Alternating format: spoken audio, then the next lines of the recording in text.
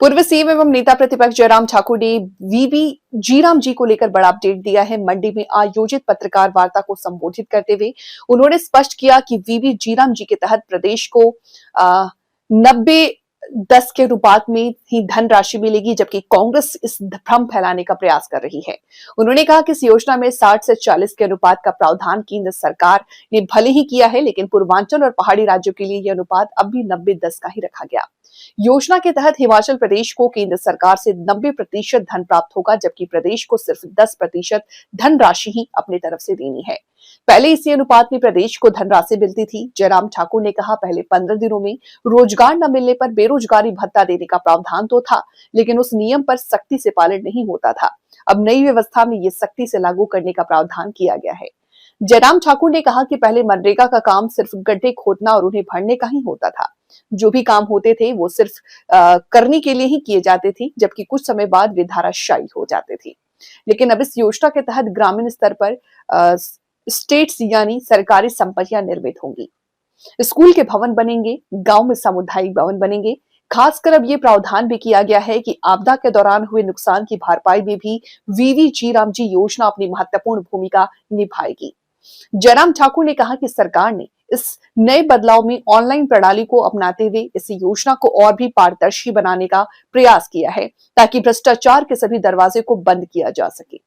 जो एसेट्स नहीं बन पा रहे हैं, रास्ता बनाते हैं, अगली बार रास्ता टूट जाता है, फिर नए सिरे से रास्ता बनाने की हम कोशिश करते हैं।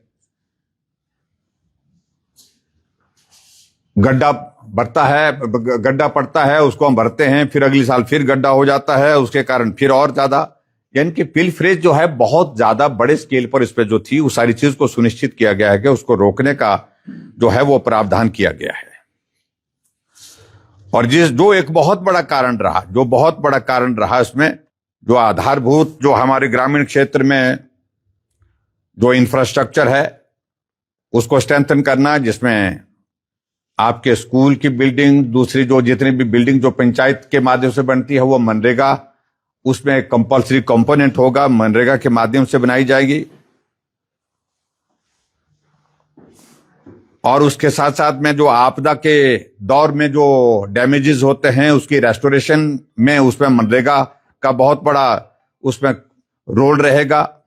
एक तो मैं ये कहना चाहता हूं कि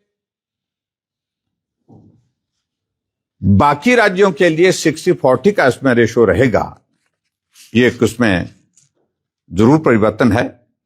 लेकिन उसके बावजूद जो नॉर्थ ईस्ट है, पूर्वोत्तर के राज्य और पहाड़ी राज्य जिसमें हिमाचल प्रदेश भी इसमें शामिल है, यहां पर 90-10 का ही रहेगा, इसमें कोई भी परिवर्तन नहीं होगा।